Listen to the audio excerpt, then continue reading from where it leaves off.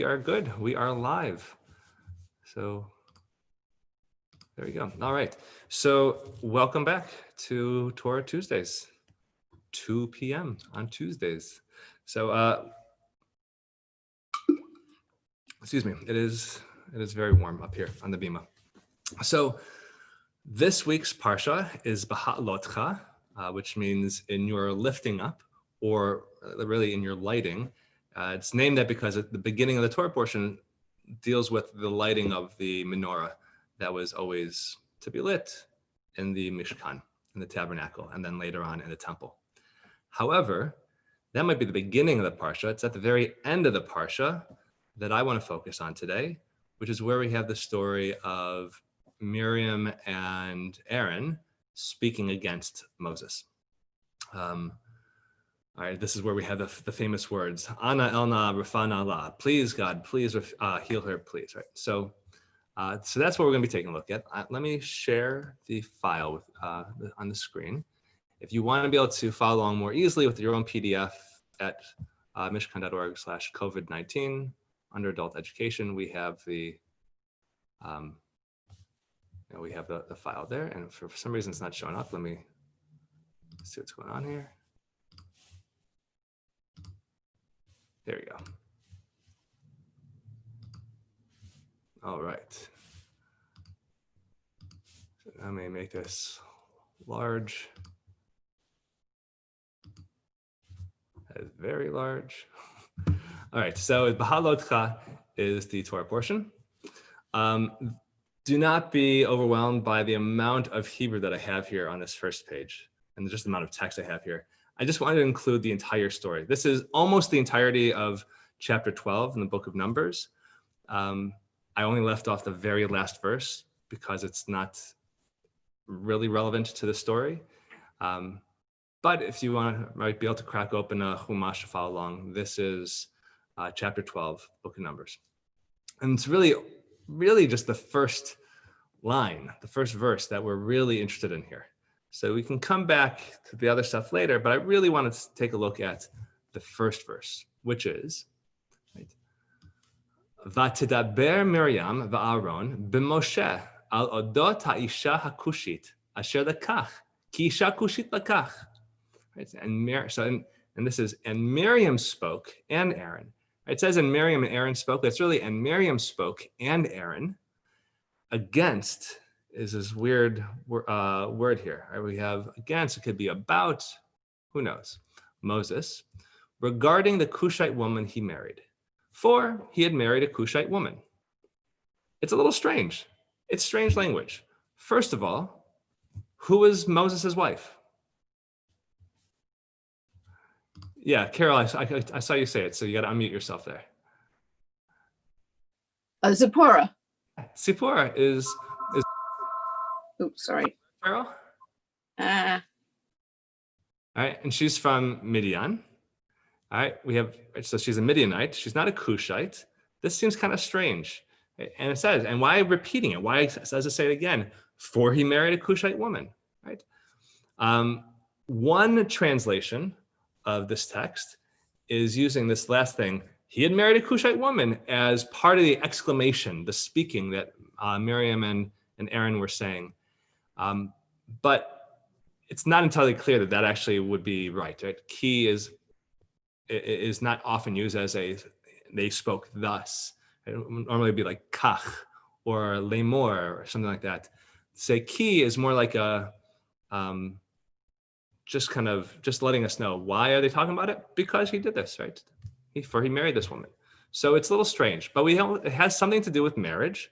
We know it has something to do with a Cushite woman. So this is going to raise a lot of questions. And by the way, what is the land of Cush? Yes, Phil, Ethiopia, right? Right, there you go. Phil, I can't hear you. You're going to have to unmute yourself. It's Ethiopia, which is totally different than Moab, unless we read it and we read the pshat, and he married an additional woman in addition to Zipporah. That would be a pretty reasonable way to read the text, right? Like, they're talking about Moses. Why are they talking about Moses? Well, he's already married to Zipporah, who's a Midianite, And now they're going to, now all of a sudden he married this Cushite woman. Like, why did he marry this Cushite woman? Like, that could be a pretty reasonable interpretation of the text. And so what they're going to be talking about. Let's take a look at the commentaries here. Got a lot of commentaries, 3 pages of commentaries we're going to look at to get a sense of what they were really saying. So first and foremost is this word vatidaber, right? And she spoke. Right? Normally, you can also understand it as Miriam and Aaron spoke, but specifically says, and she spoke. Right? So Miriam spoke. In every passage where the term diber, in every passage where it is used, it implies harsh language. For so it's stale, I don't know. The man, the Lord of the land spoke roughly to us, right? The person spoke roughly with us. And the term amar, or omer, lemor, those words, however, is always an expression denoting supplication. For so it states, and he said, Vayomer, I beg of you, nah, my brethren, do not so wickedly, right? And he said, Vayomer, hear, I pray you, nah, my words. For the word nah always expresses supplication, right? And so we don't see nah associated with vayidaber, right, or diber. We only see the word nah associated with the word vayomer, in whatever form it has. So therefore, it tells us that Vayomer is going to be a softer language, kinder language. Vayidaber is going to be a harsher language. Right? I thought I included it here. Maybe I did include it here. The other thing is the pronominal prefix b. Actually, not pronominal, just the prefix b, which usually means about, like, or in. If you're saying like babait, in the house, or sometimes it can mean through, ba'ahava, like through or with love. But then we have the word ba in connection with the word vayidaber, and here it means talking about or against and speaking harshly against somebody. So vayitadaber Miriam va'aron be Moshe, they're talking smack about Moses. Okay, so what are they talking smack about? Has something to do with this Cushite woman, has something to do with marriage. So Rashi continues here. Moses' divorce regarding the Cushite woman because of her having been divorced by Moses. So either this is a new woman we've never heard about before, or it's talking about Zipporah. Either way, here it's saying that Moses divorces. So let's get a little bit better understanding of what Rashi's talking about here. So here he quotes Sifrei B'Midbar. And Miriam and Aaron spoke. She opened the conversation. Miriam started, right? Therefore, scripture mentions her first. And how did Miriam know that Moses had separated himself from his wife? Rabbi Natan answered, Miriam was beside Zipporah when it was told to Moses that Eldad and Medad are prophesying in the camp, which happened a little bit earlier in this parsha. When Zipporah heard this, she exclaimed, woe to the wives of these if they have not anything to do with prophecy, for they will separate from their wives just as my husband has separated from me. Right? That here the concern is somebody who has this relationship with God is going to leave their wife to be, for the sake of that relationship with God. So woe unto Eldad and Medad's wives, right, that this shouldn't actually be real prophecy, because if it is, they may very well leave their wives. Okay. It was from this that Miriam knew about it, and she told it to Aaron. Now, what was the case with Miriam, who had no intention to disparage him? She was punished thus severely. How much the more will this be so in the case of one who intentionally speaks in disparagement of his fellow? Okay. So here, the most important thing here is that there's this interesting midrash that Miriam and Zipporah were standing near Moses when Moses heard about Eldad Medad, and she says, this guy's left me, so their wives may very well leave them. And she's like, what? And Miriam turns to Aaron. She's like, did you know about this? Did you know that our brother divorced his wife? Any of you ever heard this this midrash before? It's interesting, right? This idea of divorce. Any questions, comments before we move on here? Yeah, Phil, you'll have to unmute yourself. So when she says separate, I mean, Moses was leading, over 1 million people, 600,000 men and boys, and was very, very busy. And it was her father actually that told him how to delegate authority. But in fact, the separate could mean he separated from me because of what he's doing, not that he's divorcing me. Is that word separate definitely means divorce, the Hebrew? No. So gerush is the word for divorce. Here the word is peresh, and peresh literally means like to separate. So the Pharisees were called the prushim because they separated from the Sadducees. They viewed things differently, right? So they were kind of the rebels in a way. But peresh means to separate.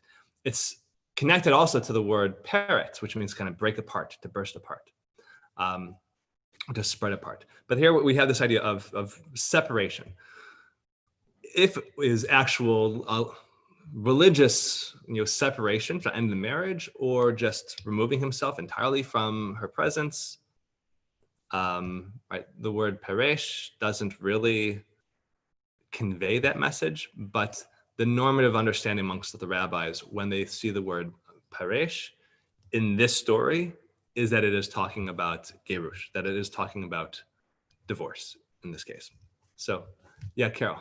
Everybody, you're going to have to unmute yourselves when you have, because of the new safety rules, I cannot unmute you all. Okay, so you had mentioned that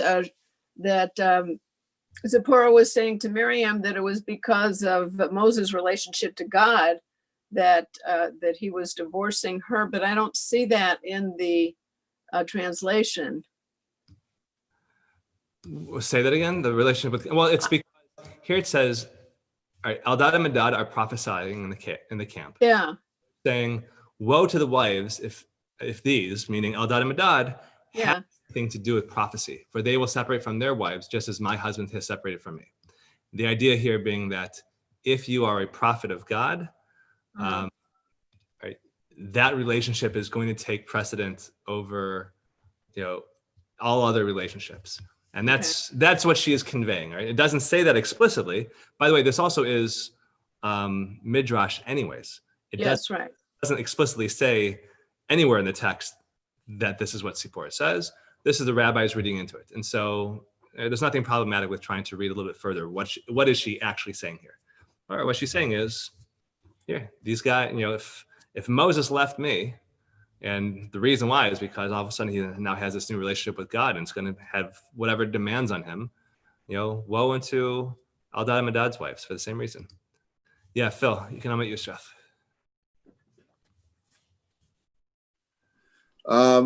If also going back to the Peshat of Miriam and Aaron spoke against Moses for marrying a Cushite woman, it's a very racist kind of, if you look at the Peshat, it just seems, I hate to use the S word, so I won't use it, the Yiddish S word for it. But look, you went out and married a so-and-so, and that's a horrible thing. You don't, the color, in other words, it seems like if it's truly the Ethiopian idea, the color, we're opposed to that, just not because she is, but because of the color. As usually is the case, we're gonna go that direction. We're gonna see some more of that conversation. So, all right, so let's go there next. All right. So black is beautiful, right? This is going to be one interpretation of this message of this idea of being this Cushite woman. All right. So the Cushite woman, again, we're looking at Rashi still. The Cushite woman. This tells us that that all agreed as to her beauty, just as all agree as to the blackness of an Ethiopian. And he's quoting Sifra here, and the idea that it's, right, if you look at somebody from Ethiopia, it's plain to see that they have very dark skin. Nobody's going to question. Like they say, yes, that is clearly dark skin. Therefore, everybody is going to look at this woman, and there'll be no question everyone will say she is definitely beautiful, right? That is one idea here, right? It may be that she actually was Cushite and actually was beautiful, or maybe it's just using this language of black is beautiful. Everybody knows black, everybody knows beauty, right? There's no question about it. And then he goes on, gives a little bit more support for this. The numerical value of the word Cushite, right, in Hebrew, in Gematria, is 736, which is the same numeric value of the phrase Yafat Mar'eh, right, of beautiful appearance. And therefore, everybody knows Cushite and Yafat Mar'eh, those two terms kind of go hand in hand because of their gematria. Yes, Catherine, you're going to have to unmute yourself.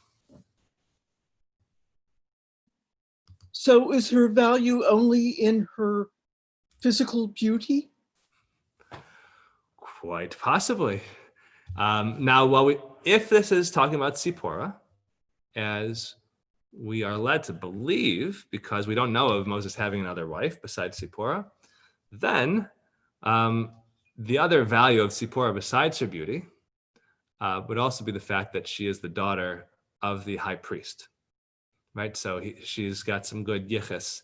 There's good connection. Even if they're not Israelites, right? They're still, right? She is the daughter of a leader, which means gives Moses a lot of resources. So that's another place where she may have some value.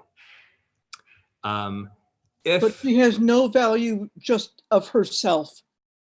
Well, we know nothing of her, right? All we know is that she So was, far, yeah. When they're returning from Midian, if it's Zipporah, right? She was zealous for God when returning from Midian. Moses had not circumcised his sons. She's the one who goes ahead and circumcises to make sure that the angel of God leaves them alone. So there is, some moral fiber there and spiritual fiber there that gives her a lot of zechut, a lot of merit. But if this is not Zipporah, if it's another woman, we definitely know absolutely nothing about her. But there might be another thing of what makes her valuable and worthy that we might see in another commentary if it's not Zipporah. So we'll see that too. Right. So black is not beautiful, right? Let's take a look at some other ideas here.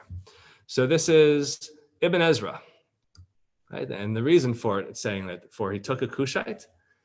Why does it have to say, like, they're talking about Moses, about this Cushite woman, for that he had married this Cushite woman? It seems a little strange. Why do we have the second thing? This is what Miriam spoke.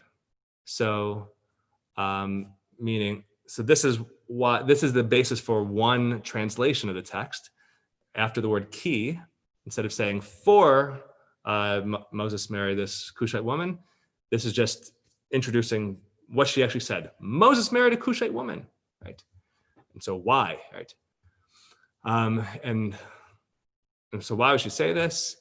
And how respected are the words? This is very weird language that he's using here. He's trying to be very careful and generous in the language that Ibn Ezra, that he's using here. But the point is where he gets this idea here. They were concerned that Moses only refrained from laying with Zipporah because she was not beautiful. So this idea that possibly, right, the reason why he divorced her was because he had stopped laying with her. He stopped laying with her because he realized she wasn't really all that beautiful, right? Once he returned to Egypt and the Israelites and he saw the beauty of the Israelites around him, it was more like, well, circumstantially, she was, a 10, but back in the context of my people, she's more like a 4, right? And so I'm not going to sleep with her anymore, and therefore I'm going to divorce her. I'm going to leave her, right? Which would be based on the fact here that she is a Cushite, that she is black, which would be a truly horrible interpretation of the story. It would paint Moses in terrible light, which is why Ibn Ezra is in the extreme minority opinion for sharing this interpretation. but it's a pretty upsetting interpretation. Phil, you wanted to say something. You unmute yourself. I'm not understanding why it's upsetting. I mean, what I'm hearing you, first of all, is it possible that Moses just had two wives? It seems to me at that time, in that time period, it was very common to have two wives or three wives. And it just seems from a shot reading that this very well could have been a second wife because Zipporah was in, I think even Jethro said to Moses, come on, man, bring your family out here. What are you doing without your family? I want to bring your wife and your kids.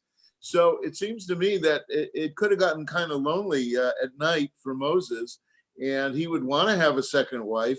And I see this as, if in fact it was a racially disparaging remark by Miriam and Aaron because she was Black, I think God did the right thing. In a sense, I think that God is reacting to the racism in that remark. All right, so hold on one second. All right, so first of all, I didn't read the text that you're reading it, and it's an interesting read, which is that they're saying that the Cushite, the way that you're understanding it is that the Cushite was not Zipporah, but was somebody else. Zipporah was not attractive. This Cushite woman was attractive, and that is why he left, he stopped sleeping with Zipporah in order to be solely with this Cushite woman. That is an interesting read, and it could, right? That is a very reasonable understanding of the text as it's written here as well. I'm not sure if I still don't think necessarily paints Moses in a good light for tossing aside one woman because she wasn't attractive and only being drawn towards another woman because of her beauty.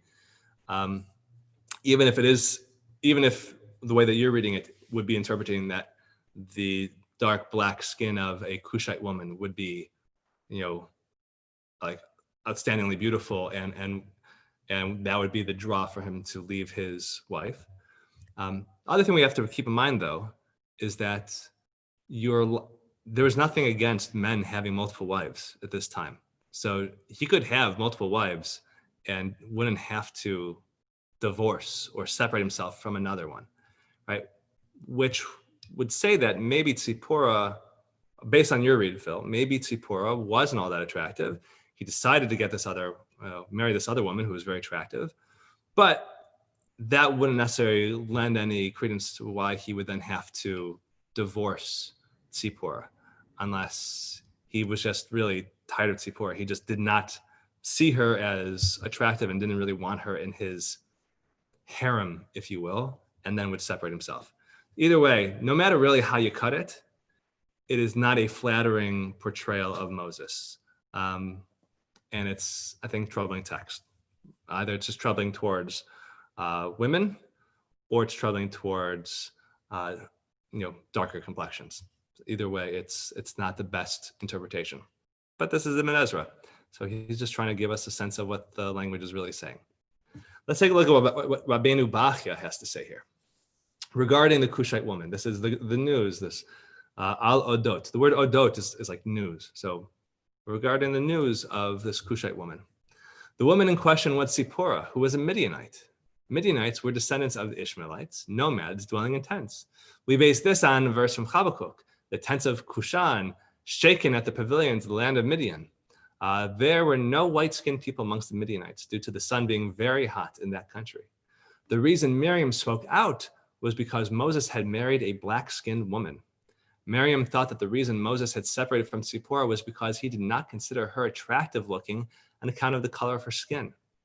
And if Onkelos translates the word Cushite as Shafirta would be like beautiful. This is not to be taken at face value, but is meant to save her embarrassment, much as we call a blind person as possessed of a good eyesight in order to save that person embarrassment. So here the idea is oftentimes the Tanakh will employ the exact opposite word as euphemistic language. And we've seen this before. Instead of saying that someone has cursed God, they'll say that somebody blessed God. God forbid we say that someone's cursed God. So here too, instead of saying that she was ugly, they're going to say that she was beautiful. euphemism. It's like, calling a really tall person shorty, or really, calling Tiny Tim tiny. Like, he was a very tall guy, right? Playing the ukulele, right? But he was obviously not a tiny guy whatsoever. Same idea here. You can employ this euphemistic language. So Rabbeinu Bachya is saying, yeah, she was in fact dark-skinned. Miriam thinks, now this is not saying that this is what Moses thinks, but Miriam thinks that Moses would have realized when he came back amongst all the lighter-skinned, olive-skinned Hebrews and Egyptians and Middle Easterns, he would then second guess being married to this woman who is far darker skinned and want to be rid of her. Again, not a very flattering portrayal of Moses. If that were correct, if Miriam's understanding of her brother were correct, it's definitely not a flattering portrayal of Miriam and her judging people. And, what does it matter if, Moses married whoever? There could be plenty of other reasons why Moses would have separated from Tzipporah. If this is in fact talking about Tzipporah, and that's what the news was, why did she have to rush to assume that it was based on what she looked like? Right? It could be the fact that her father was returning home and not staying with them, and he didn't want to keep her away from her family, knowing what, his future looked like in the job that he had in front of him. So he said, why don't you just go back to your family? You can be with a man who will, be able to be fully present with you and take care of the kids and be with you long term. And here I've got all this other stuff I need to be worried about. And I'm not the man that I was when we got married. Right? I've got a very different life now. Right? That may very well have been the conversation they had. But Miriam rushes to say, no, it's because she's dark-skinned. Right? It's because she's black. Pretty troubling. Any questions, any thoughts? Yeah, Roz. There you go. I'm unmuted, I think. Yes, Yeah. you are. I'm interested in knowing a little more than I at least know about these commentators. What eras, where did they live? Because however great sages they were, they would express they might express the feelings of their times and locations. Something about that? Years ago. And with the exception of Rashi, who was up in France. We know about him, yeah. The others are going to be right around the Mediterranean. So Spain, North Africa, Iberian Peninsula, North Africa. So they will be olive-skinned rabbis, and they will be, very well aware of the different. I mean, if you're in the Iberian Peninsula, you're very well aware of Moorish appearances and darker skin being mixed amongst the olive complexion of the Mediterranean. So, yeah. Occurred to me the Moses. I thought there was at least midrash that he did have other wives or at least concubines. I remember the name Keturah. Was she connected with him, or it's Abraham? That's Abraham. Or is that Abraham? Yeah. Yeah. I see. Okay.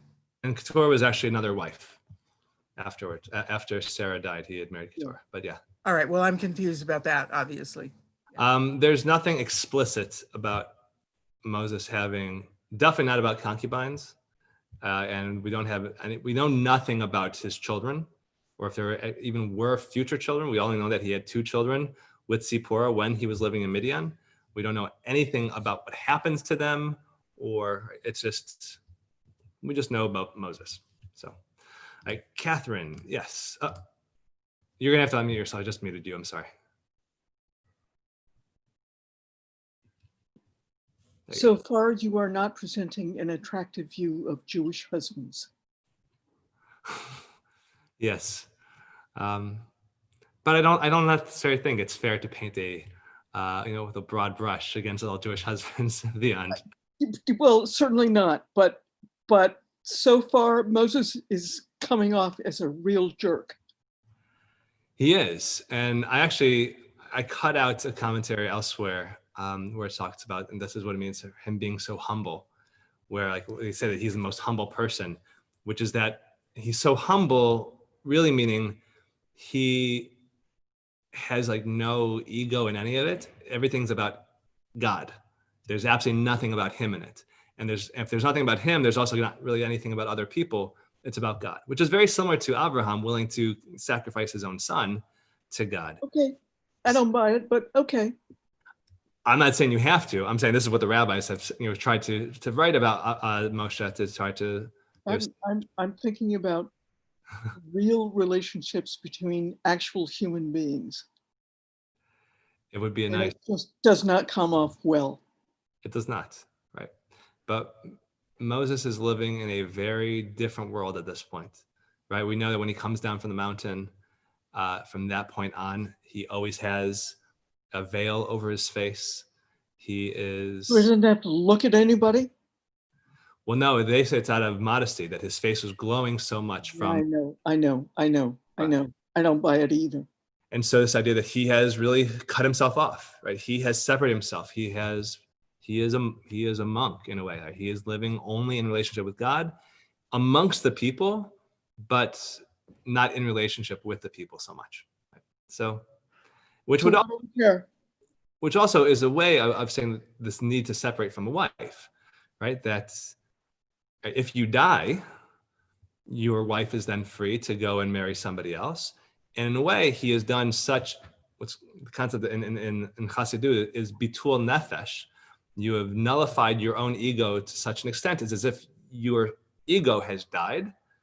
And therefore, you would leave this woman's, or you have to divorce her so that she can then go and be with another husband. Otherwise, a woman can't marry anybody else if her husband's still alive, which is this kind of weird thing. Like he's alive, but he's not, because it's no longer the person that she had married, right? Again, not necessarily a kind, upstanding thing to do, but maybe it's, the generous thing to, instead of letting her just live without any partnership at all, here, you can take everything, you can have all my wealth and go and still marry somebody else and actually have a life, because I can't give that to you anymore. Not necessarily, I know there are pros and cons to that. So, yeah, Phil. Up until this point, the lineage of the narrative is all because of who your father is. It continues. It goes from Abraham to Isaac to Jacob to Joseph, and then Moses comes along, and he's not doesn't have a birthright in that line, in that lineage. But it could be that that maybe Miriam saw the bigger picture, and if in fact it was a second woman in addition to Zipporah, although that it may be that she was worried about the lineage, the future of the people. The idea that maybe Moses, and it never doesn't happen that way, but Moses' children should have been talked about in the Torah. I mean, all the others, Abraham, Isaac, Joseph, they're all talked about. And all of a sudden it stops, this idea, until we get the kings. I'm going to cut you off there just because that's a very separate conversation, which is more about preventing Judaism from turning into a cult of Moses, which is why like the staff of Moses that had been supposedly like in the ark alongside the tablets, right, that was lost. Again, this idea of we didn't want things to turn into this cult of Moses, and if we allowed it to do so, then it would all be about his sons and everything going on and on. It would not have given us any space for the judges. It would not have left any room for the kings. It would have just been about Moses and his lineage, which is can be very divisive, right? We just look at Islam. This is not disparaging whatsoever, but just if you look, like, who was the rightful heir of Muhammad's teaching, right? Which gave us a split of Shia and Sunni. And then within each of those, like, so who's the rightful heir? We have, you have Dawudi Shia, you have Twelver Shia, like we have all these different branches of Islam as a result of secession and who is the rightful heir. And had Judaism followed that path, we could have been far more separate and divided as a people than we were. Right? We got until the 1700s before we really became divided as a people by denominations. So that's why I think it's very intentional that the tradition has very little regard for Moses's children and lineage. Okay. So maybe it's the idea that Moses, in fact, had another wife. So let's see, it says here, regarding the Cushite woman he married. According to the simple meaning, they were saying, and did Moses not find a woman from the children of Israel to take as a wife, that he wanted to take one from the daughters of Cush who were uncircumcised? And was it because the Holy One, blessed be God, spoke with Moses that Moses became so full of himself, so haughty, such that he would not want to marry a woman from the daughters of Israel and sought a woman from far away? Did he not also speak with us? Did God not also speak with us? And we were married from within Israel, right? And we didn't become haughty about this, which is kind of funny. We didn't become haughty. Obviously, Miriam is being somewhat haughty in her critique here. But the idea here is maybe Moses, knowing his relationship with God, Moses said to himself, it's like, I'm special. I'm separated out from the rest of Israel. Therefore, I deserve someone who's really special too, who's separate from the rest of Israel. And here the word Cushite is really meaning more than anything else, just not Israelite, right? Just kind of a stand-in for other, and definitely not one of us. Okay, take it or leave it, but we'll see what that has to do. Then we have Dad Zikanim here. For he had married a Cushite woman. According to Chronicles, she was actually Cushite, not just, this, what Rashi was saying, is just really beautiful, or even just darker skin as a Midianite, but she was actually Cushite and was a queen. Moses had ruled over that land for a period of 40 years before he wound up coming to Midian. Right? And this is why the Torah reported. So they're saying that he actually married a Cushite woman who was the queen of Cush, was married to her for 40 years before he came to Midian, which is where he then married Zipporah. Because we know that he only marries Zipporah when he comes to Midian and sees her by the well and helps water the flock. Right? So this is why the Torah reported Miriam and Aaron as speaking critically only of Moses. They thought that seeing that God had spoken with Moses, Moses had felt that no Jewish woman was good enough for him to marry, that he had given himself heirs. They did not criticize Moses for having married Zipporah, as he had done so in circumstances when he was a refugee from Egyptian justice at the time. So they're talking ill about Moses. But what we have here is he married Zipporah when he was a refugee, and there's also this idea of actually married this Cushite woman who was a queen. We have two different people. So the idea here that he would have divorced the Cushite queen. Why might he have divorced the Cushite queen? Let's see what Rashbam has to say here. Right. For he had married a Cushite woman. According to Chronicles, Moses ruled for 40 years as king over the land of Cush, took himself a woman as his queen, but never slept with her, as reported there. Miriam and Aaron were never aware of the fact that Moses had not consummated that union. This is the plain meaning of our verse. If, as some believe, Miriam and Aaron spoke about Moses and Zipporah, what need was there for the Torah to describe Moses' wife as Isha Cushite, when everyone is well aware that Moses married Zipporah, the daughter of Yitro, who was a Midianite, not a Cushite? Zipporah could not have been described as a Cushite, seeing that Cushites are descended from Ham, and the Midianites are descended from the sons of Keturah. Going back to your question, Raz. Right? Abraham's concubine, who bore 6 sons for him, one of them being Midian. Okay, so what we see here is this idea that Moses was in the land of Cush. He was the prince of Egypt. That's how he was raised. He had all the heirs and he had the connections or whatever it was. He finds himself in the land of Cush. He marries the queen of Cush, and therefore he becomes the king of Cush. And if you're talking about going from Egypt to Cush, Egypt is this massive country, and even if he was just one of, and huge power, so even if just one of multiple princes in Egypt, right, that would put him on par to be able to marry a queen in Cush, possibly, right? So gives him good standing to go and marry her. but he never consummates that marriage, never has any children with her. For whatever reason, he decides to leave. And when he leaves, he finds himself in Midian. That is where he meets Zipporah, a Midianite, the daughter of the high priest, also pretty good standing, right? So he never really leaves the upper echelons of society, right? And now he's married to Zipporah, has 2 sons with her that we know of. And now this idea that he's divorced this Cushite, or maybe not even that he divorced this Cushite, but just here we have this idea that Miriam now all of a sudden is learning, did you know that Moses had another wife who was a Cushite? I had no idea. Like, what's up with that? Like, and then like, didn't he have any kids? Did he have kids with her? Did he just leave them like high and dry? Like, you can see this whole conversation, which is really just going to be gossip and just, chatter about their brother that Miriam and Aaron are engaging in. But we don't know why he would have left Cush, why he would have left that wife behind, why he would have never have had a child with her or even consummated marriage with her.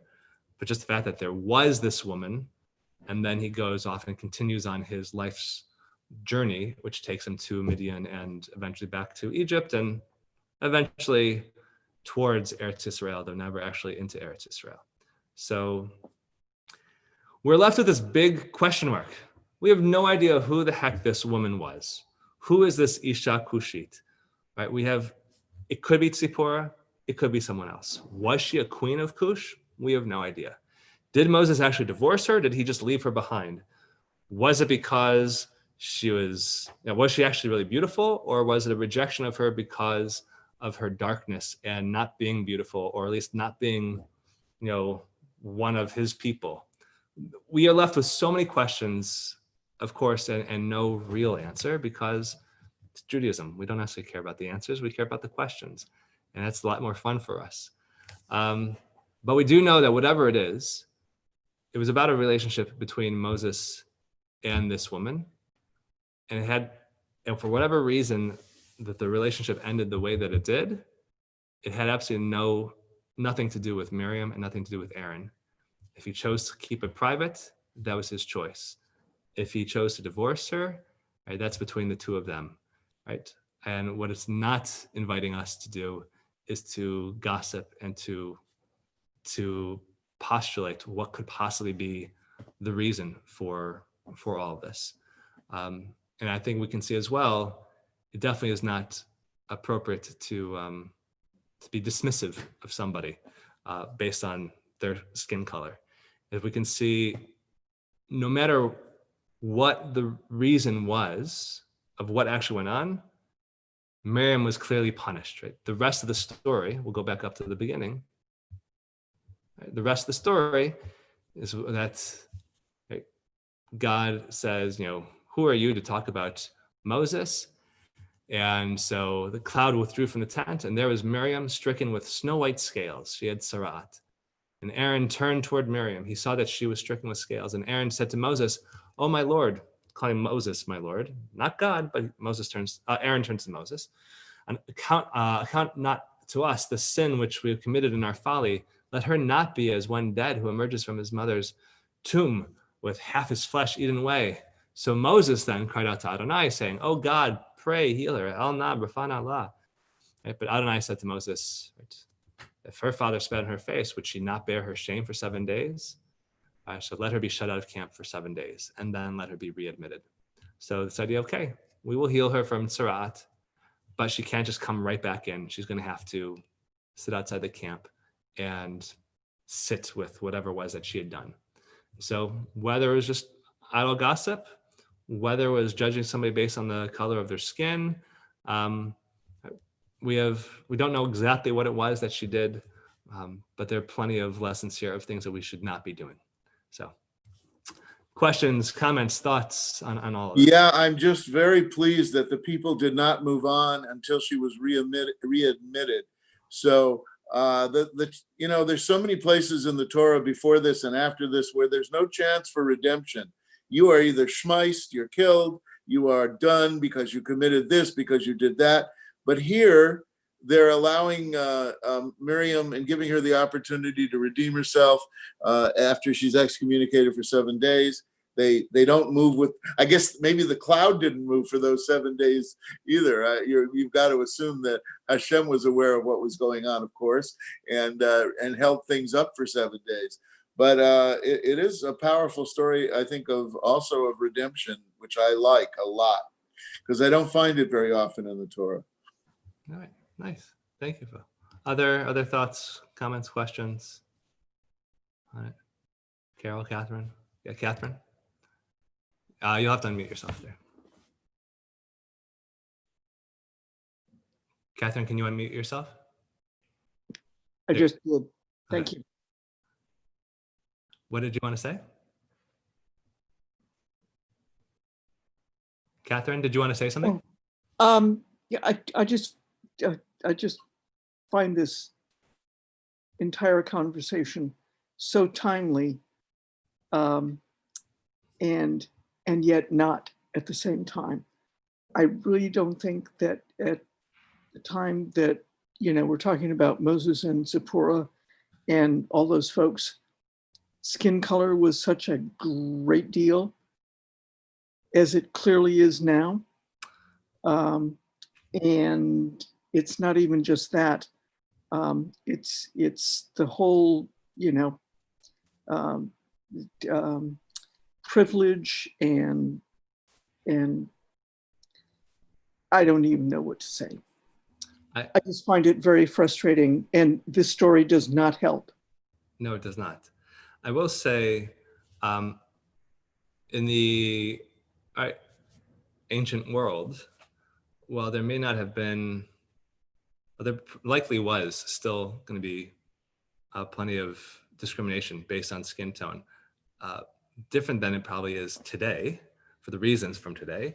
But there, it's very much like, right, you look like your people, right? So if you are olive-skinned with a certain type of accent from North Africa, right on the Mediterranean, and you see somebody who is much darker, they are not necessarily part of your people. It may not be that they are seen as inferior, but just they very clearly are other, and therefore not part of yours.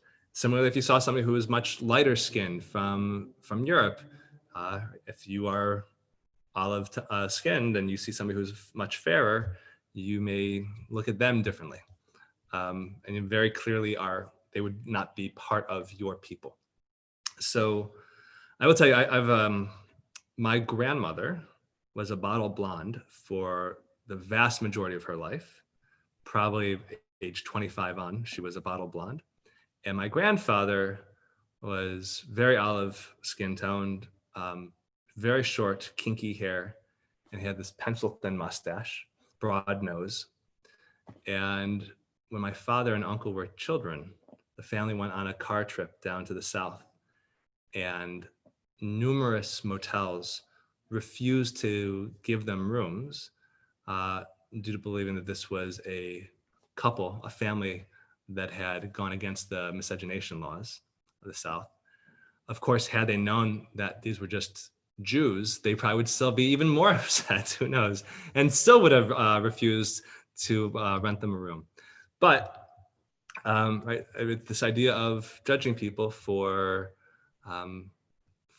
connecting with somebody who looks other is definitely not a, unfortunately, is not. It is timely, but unfortunately, it's not timely. Right, this is a very long narrative that we've inherited, and I think it's been very upsetting. So, any other comments, questions here? Yeah, Roz. Well, we inherited the narrative and in many ways, personally, the prejudices, some of which we may remember before this, I mean, I was relatively young during the civil rights movement, but my family's prejudices to some degree predated that. But remember my grandparents talking about Schwarzes, which just meant black in Yiddish, but they used as a pejorative. However, having said all that, this is one of the places in the Bible that in the history of America um, uh, is an example of prejudice and was used to justify slavery, other prejudices that became manifest in this settling of America and that we're still struggling with. So the Bible background of Christian America used some of these texts as excuses. And there isn't a lot we can do about that, but it's unfortunate. Yeah. I just had a question. Somebody sent me a message who's been following on Facebook. Did Midianites speak the same language as the Israelites? If not, how did Miriam know what Zipporah was saying? Oh, it's interesting. And just to answer this question as well, the Midianites spoke a different language than the Israelites, but I imagine those who were in places of power all spoke multiple languages and knew at least at least a little bit what one another was saying. Even that being said, we know from looking at sources of looking at the Misha stele, the Moabitic language and Hebrew were actually very similar, just slight differences. It's going to be more of a dialect than it is a different language. And so one can imagine that with Midianites as well, they may be able to hear enough. Like when I was at a protest yesterday and their pastors, Latino pastors who were speaking in Spanish, I definitely cannot speak Spanish, but I live in a majority, Spanish speaking city, and I know enough of Spanish to actually know what was being said. May not have caught every single word, but at least I had some idea what was being said, which maybe also could contribute to why Miriam was kind of gossiping and postulating. Maybe she didn't understand fully what was being said, and she's like, I can't believe this, and who knows? So, all right. Yes, Phil, you're gonna have to unmute yourself. I really think, Catherine, this should give you some hope in some ways, because in fact, God acts. He acts in the face of this kind of lashon hara. He acts because he said that Miriam is wrong in judging this woman just because she's a Cushite, because of her skin color. She is punished, but she is also allowed some redemption. And we seem to be not talking or missing that point, that we dealt with this situation in what I think was a pretty equitable way, considering the time. And I think we should also concentrate on that too, and the fact that Miriam, in a sense, was human. It's not an unhuman thing to be, to judge somebody. It happens all the time. But let's know that there are consequences for that, and there's also a possibility of that person being changed. And I think that's a very positive thing too. And I wish we would also look at that too, in addition to the negative things that Miriam is accused of. Phil, I wish you were right. I don't think you are. Okay. Just my opinion. No. And it's good to have multiple opinions, because that's what we do as Jews. We have lots of opinions. That's our job.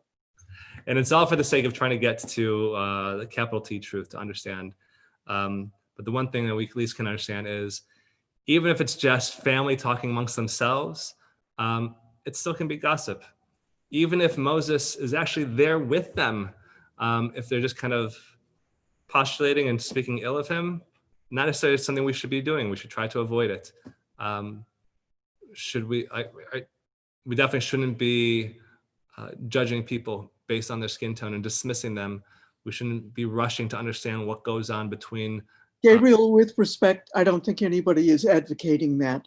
I understand. I'm just saying that while we may not know the capital T truth of what actually was discussed and why it was discussed, what actually happened, we do know enough truths that can come away from this, such things we should be trying to avoid. And maybe the truth of this and the reason for we get a lot of lessons from it. And maybe the reason for the vagueness of this language of the text here is specifically to be able to open up for us to be able to come to all these different conclusions and to try to avoid all of them and not just any one. So, all right, I'm going to say farewell to those who were with us on Facebook.